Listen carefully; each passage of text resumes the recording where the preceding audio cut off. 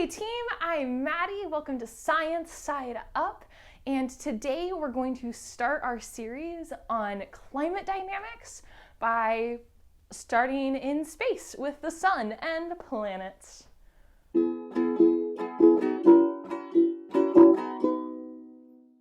Welcome to my new recording space. It's actually my old recording space, just with an extra wall, and we're putting up some like soundproofing foam, and I have my really wonderful wall-sized chalkboard that makes me just so very happy. We're getting started on climate dynamics, and believe it or not, before we can talk about greenhouse gases or the ice albedo effect or anything going on with planet Earth, we need to start with the sun.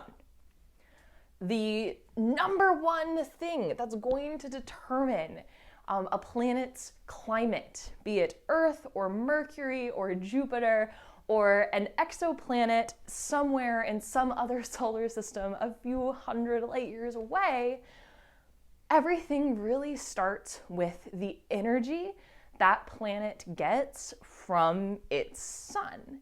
So let's start there. Okay, one is going to be, how intense is the energy coming out of a star? So if you think about our sun is in the peak of its life. It's doing so much fusion. It's so bright. Actually, our star right now is about as bright as it will ever be for its lifetime. Keep in mind that a star's lifetime is measured in billions of years. So when I say our sun is currently burning at its brightest, it's going to continue to burn at its brightest probably until like humans evolve into the X-Men or something like that. Our star, notice that it looks yellow. And that sounds so simple, but that's so important. That actually tells us about the peak radiation coming out of our star. So team, here is just a very rough sketch of the sort of spectrum of electromagnetic energy that our sun is going to output on. And our star, our sun, peaks in the visible range. So most of the energy from our sun that we see and that planet Earth interacts with is going to be like visible and UV. The energy that the Earth is going to emit is going to peak down here in the infrared. So how does the Earth produce energy? How is it emitting electromagnetic energy when Earth definitely not just doing fusion, right? Which is how the sun is powered. So what's going on is the energy from the sun, let's use our happy yellow, comes to the Earth. And the Earth is going to absorb that energy like a big bear hug and then re-emit it. And this process is what we call blackbody radiation, maybe blackbody radiative transfer, things like that. So a blackbody is just an idealized way of thinking about how this process happens. In reality, some of this energy is going to be lost. The sun isn't perfectly efficient at emitting all wavelengths of light equally. The Earth doesn't perfectly absorb and re-emit, right? So it absorbs and then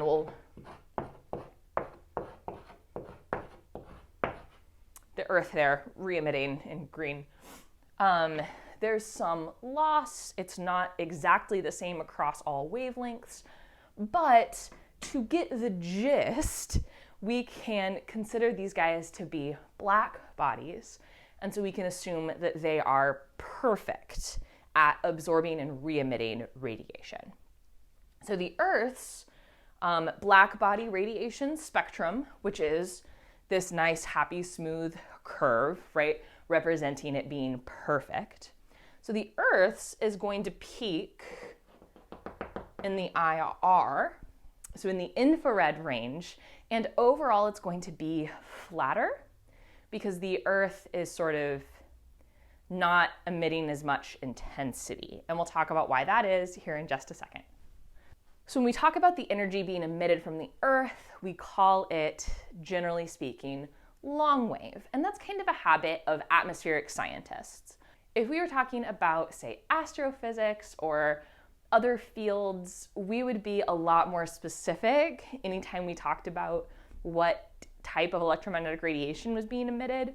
But in atmospheric science, what really matters, the most important thing for us is this energy coming from the sun or is it coming from the Earth?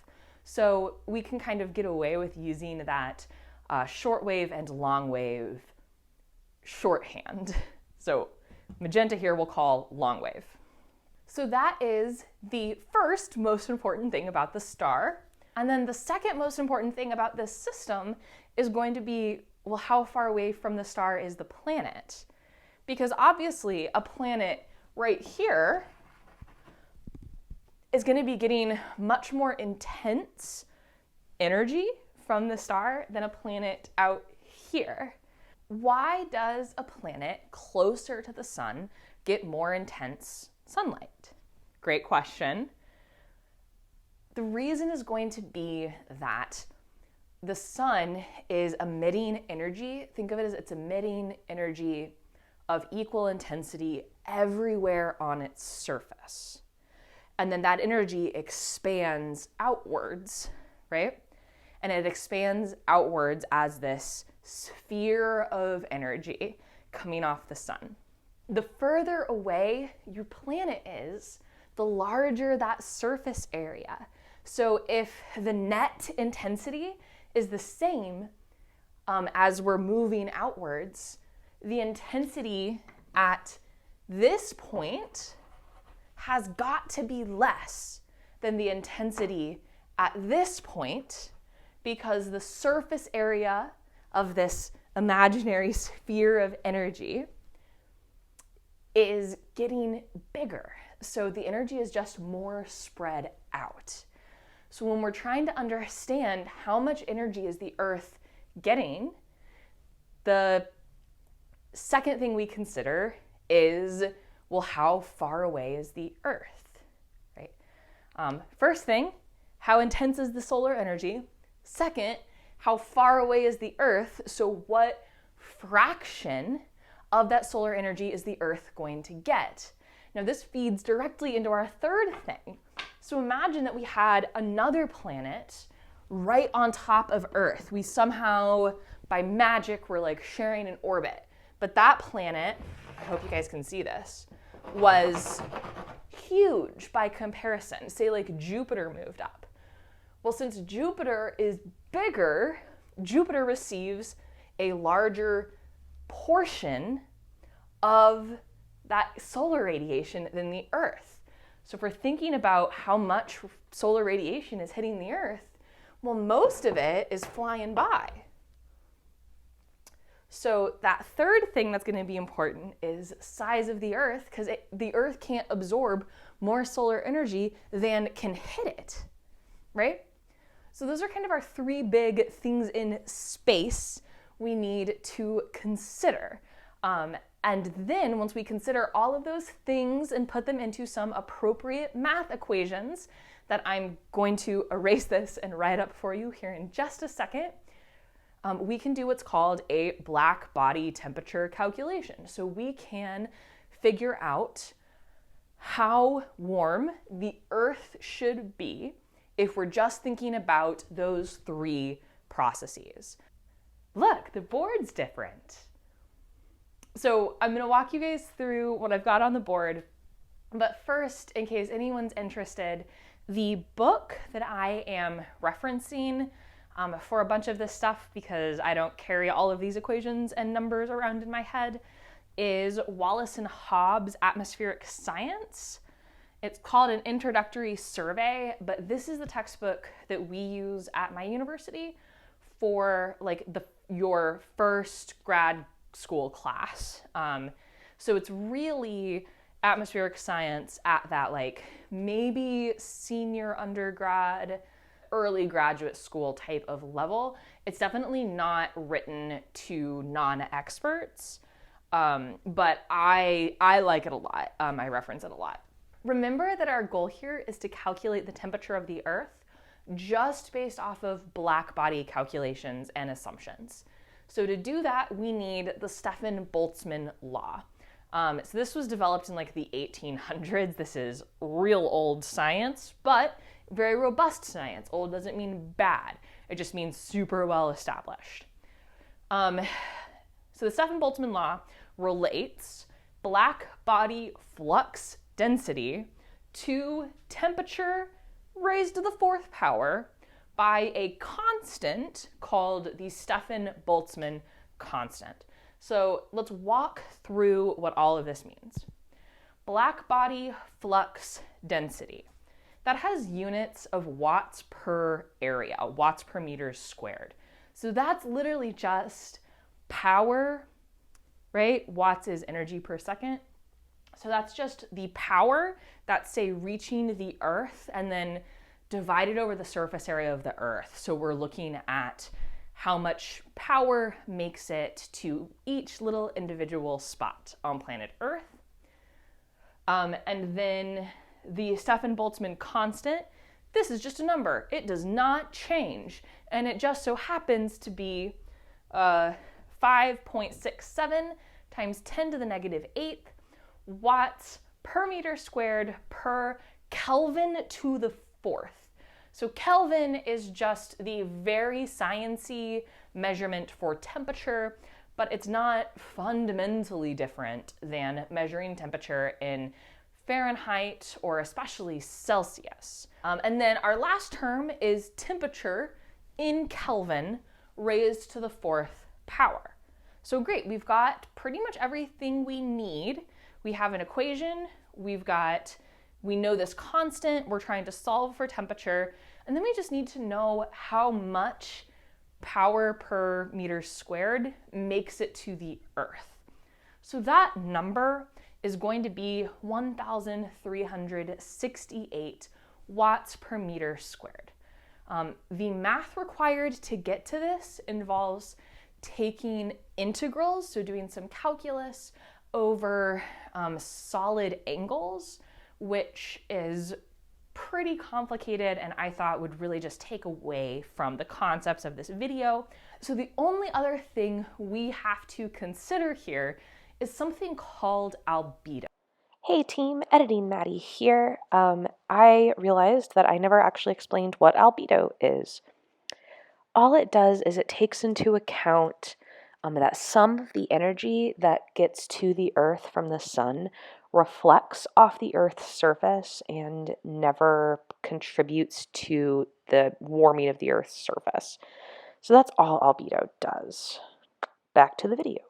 So for this calculation, we would really need to take our energy from the sun, multiply it by 1 minus albedo, and then divide it by Stefan-Boltzmann constant, take the fourth root. Let me write that down. So temperature to the fourth is gonna equal, and we'll just do a little sub E for like temperature at the Earth's surface. This is just going to be our F sub S, so black body flux density from the sun that makes it to Earth, times 1 minus albedo, which is 0.3 for planet Earth. Believe it or not, that is a number I carry around in my head. So what this means is that 70% of all the energy that comes to the Earth's surface makes it to the Earth's surface. Only 30% gets reflected back to space. And then we would need to divide that by sigma. And then to save space, we're gonna take the fourth root. Don't worry, your calculator does that. And if we did all of this, we would get a temperature of the Earth's surface equal to 255 Kelvin. So happy day, 255 Kelvin. We did it. We calculated the average temperature of the Earth's surface. But I don't really work with Kelvin every single day. I certainly don't deal with it when I'm thinking about whether or not I need a jacket. So what is Kelvin in, say, English units? So because we're going to use Fahrenheit because we're in America. I'm in America. Well, this is about 0 degrees Fahrenheit, 30 degrees below freezing. The Earth is much warmer than that because remember, this is supposed to be the average temperature across the whole Earth. So what did we do wrong? Because all of this math is super well established and should check out. Well, we didn't take into account the presence of an atmosphere. And in the next video, that's what we're gonna do. We're gonna put a pin in this for now. We're gonna take our Blackbody temperature number, recognize that it's too cold, and then on the next video, we are gonna talk about the effects of our atmosphere and how that's gonna warm up the Earth. Okay, team, that's all I've got for you guys today. I hope you and those you care about are well. Please don't forget to like, subscribe, be kind, and I will see you all next time. Okay, bye, team.